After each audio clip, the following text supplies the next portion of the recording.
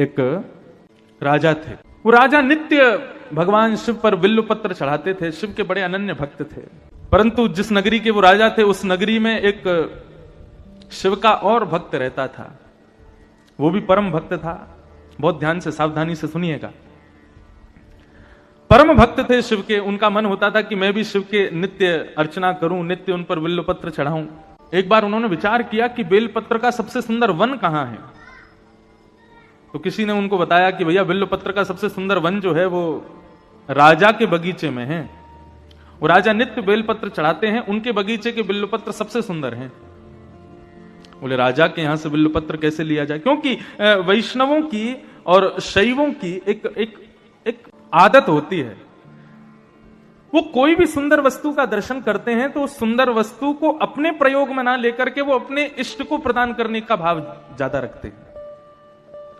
कि बिलपत्र चढ़ाया करूं मैं शिव को तो मेरी सेवा, उससे मैं संतोष मुझे मिलेगा, लेकिन कैसे करूं, इतने सैनिक रहते हैं, इतने सब कुछ रहते हैं। तो उसने मन में विचार किया कि मैं शिव महिम्न स्तोत्र का पाठ करूंगा और इसका पाठ करके अपनी दैवी शक्ति को प्रकट करूंगा।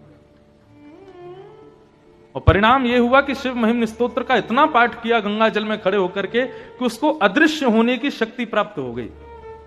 वो जब चाहता तब अदृश्य हो जाता।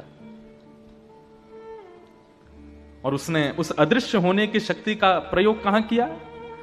राजा के बगीचे में जाते और बगीचे में जाके बिल्वपत्र तोड़ते। जैसे ही सैनिक उसको देखते, सैनिक उसको पकड़ने के लिए आते, तो तुरंत अदृश्य हो जाता और बिल्वपत्र लेकर के चला जाता, जाकर के भगवान शिव पर चढ़ा देता। राजा को बड़ी चिंता हुई कि मैं इतने बिल्वपत्र अपने बगीचे में उगाता हूं शिव की आराधना के लिए, और ये व्यक्ति अपनी दैवी शक्ति से अदृश्य होकर के सारे पत्रों को ले जाता है, मुझसे पहले चढ़ा देता है। मेरा बगीचा, मेरी मेहनत और बिल्वपत्र चढ़ाता कोई और है। राजा ने यह चिंता जाकर के अपने गुरुदेव को बताई। तो इनके गुरुदेव ने आज्ञा की कि भैया देखो, ये जितनी भी दैवी शक्तियां होती हैं, इनका नाश कब होता है?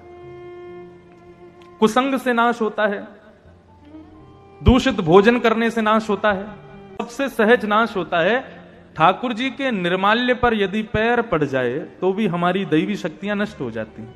निर्माल्य मतलब ठाकुर जी के गले में चढ़ा हुआ पुष्प है, पत्र है, प्रसाद है, यदि उस पर आपका पैर लग गया तो पैर लगते ही आपकी दैवी शक्ति नष्ट हो जाएगी। हाँ, केवल इतना है कि जहां मंदिर परिसर है, मंदिर परिसर में अगर चढ़ जाए, पैर कहीं लग जाए ठाकुर जी के निर्माल्य पर, तो दोष नहीं है। मंदिर से बाहर यदि ठाकुर जी के निर्माल्य पर आपने पैर रख दिया तो